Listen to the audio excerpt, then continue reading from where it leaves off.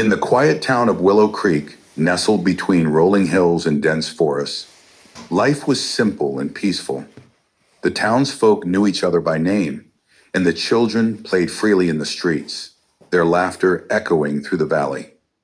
But one fateful day, the tranquility of Willow Creek was shattered by an act of unimaginable violence. Ethan Carter was a troubled boy, his heart filled with anger and despair. He had always felt like an outsider, bullied and ostracized by his peers. The weight of his pain grew unbearable, and in a moment of madness, he brought a gun to school. The sound of gunfire echoed through the halls, and when the smoke cleared, several innocent students lay dead, their lives cut short by Ethan's rage. The town was plunged into mourning, the once vibrant community now shrouded in grief and fear. Ethan was quickly apprehended and taken into custody, but the scars he left behind would never fully heal. The people of Willow Creek struggled to make sense of the tragedy, their hearts heavy with sorrow and anger. But nature, it seemed, had its own way of seeking justice. In the days following the shooting, strange things began to happen in Willow Creek. The once clear skies turned dark and stormy, the wind howling through the trees like a mournful wail. The river that flowed through the town, usually calm and serene, began to rise, its waters churning with an unnatural fury.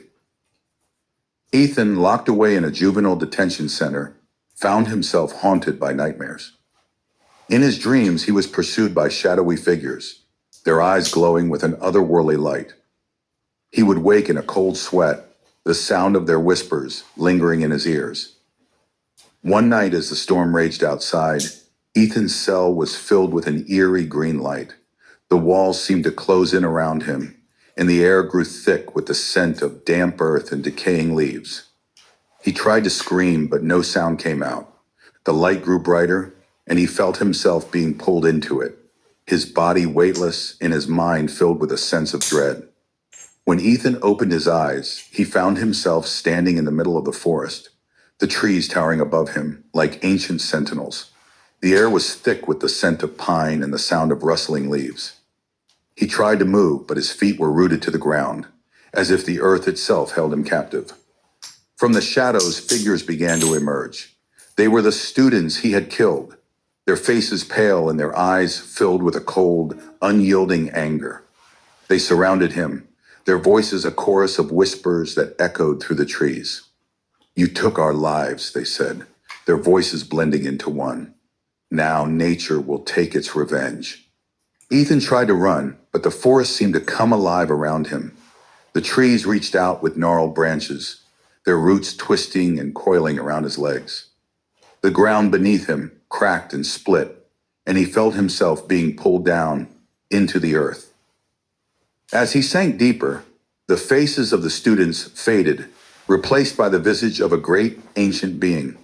It was the spirit of the forest, a manifestation of nature's wrath. Its eyes burned with a fierce green light, and its voice was the rumble of thunder.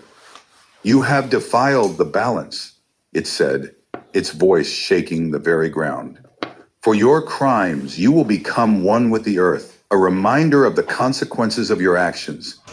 Ethan's screams were swallowed by the earth as it closed over him, leaving no trace of his existence. The forest grew still once more, the storm subsiding and the river returning to its calm, serene state. In the days that followed, the people of Willow Creek noticed a strange new tree growing in the heart of the forest. Its bark was dark and twisted, its branches reaching out like grasping fingers.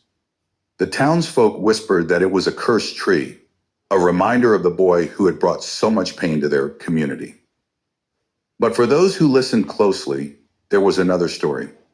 They said that on quiet nights, when the wind blew through the trees, they could hear the faint sound of whispers, a chorus of voices warning of the consequences of violence and the relentless justice of nature. And so the legend of Ethan Carter became a cautionary tale, a reminder that even in the darkest of times, nature has a way of restoring balance, and that no act of cruelty goes unpunished.